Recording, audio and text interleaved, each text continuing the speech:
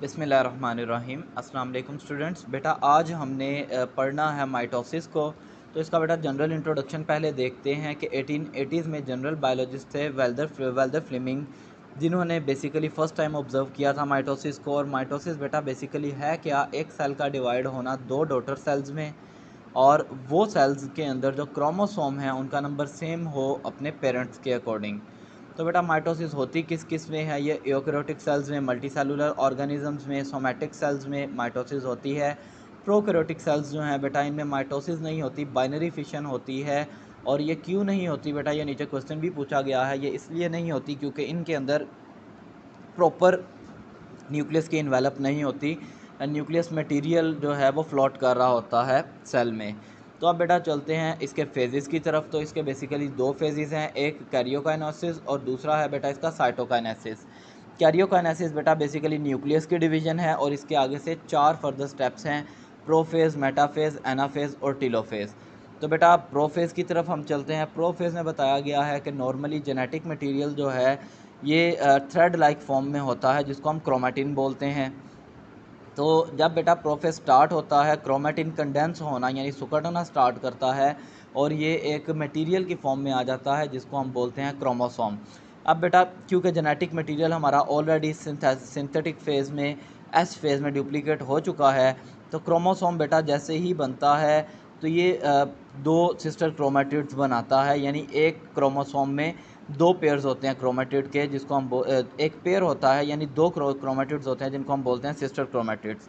ये दोनों बेटा एक पॉइंट पर मिलते हैं जिनको बोलते हैं सेंट्रोमेयर, और सेंट्रोमेयर पर बेटा एक पॉइंट होता है जिसको हम बोलते हैं काइनेटोकोर। इसका डिवीजन में बहुत इंपॉर्टेंट काम है जो कि हम आगे देखेंगे। काइनेटोकोर बेटा, काइनेटोकोर जो है ये कॉम्प्लेक्स प्रोटीन स्ट्रक्चर है जो कि बाइंड करता है अपने साथ स्पिंडल फाइबर को, जो कि बेसिकली बाद में न्यूक्लियस के अंदर डिवीजन करवाता है। अब बेटा दो सेंट्रियोल होते हैं जो कि आप चैप्टर 4 में भी पहले पढ़ चुके हैं। न्यूक्लियस में बेटा दो सेंट्रियोल्स होते हैं, और हर सेंट्रियोल जो है ये डॉटर सेंट्रोसोम्स जो हैं बनाता है। और सेंट्रोसोम्स जो हैं ये बेसिकली दोनों अपोजिट साइड्स पर चले जाते हैं, एक सेल के इस तरफ, दूसरा सेल के उस तरफ, और वहाँ पर जाकर बेटा ये माइक्रो ट्यूब्यूलिन बनाते हैं, और उन्हें जोड़कर ट्यूब्यूलिन प्रोटीन से बेटा ये फिर बनाते हैं स्पिंडल फाइबर। ये माइक्रो ट्यूब्यूल्स से बनाते हैं स्पिंडल फाइबर। स्पिंडल फाइबर बेटा बेसिकली एक रस्सी की तरह का मटेरियल है जिसने सेल्स के न्यूक्लियस को डिवाइड करना है। और कंप्लीट सेल जो है, सेट जो है बेटा स्पिंडल फाइबर का, ये कहलाता है माइटोटिक स्पिंडल। अब इस टाइम पर बेटा न्यूक्लियोलस और न्यूक्लियर इन्वेलप जो है ये ऑलमोस्ट डिग्रेड हो चुकी होती है, और स्पिंडल फाइबर जो है ये इन्वेड होना स्टार्ट कर देता है सेंट्रल स्पेस की तरफ। ये बढ़ना स्टार्ट कर देता है सेंट्रल स्पेस की तरफ। अब बेटा जो हमारे प्लांट सेल हैं, ये तो हमने एनिमल सेल की बात की, प्लांट सेल जो हैं इनमें बहुत बड़े बड़े वैक्यूल्स होते हैं। तो इसमें फिर क्या होता है, डिवीजन के टाइम न्यूक्लियस जो है ये माइग्रेट करता है और मूव कर जाता है सेंटर की तरफ।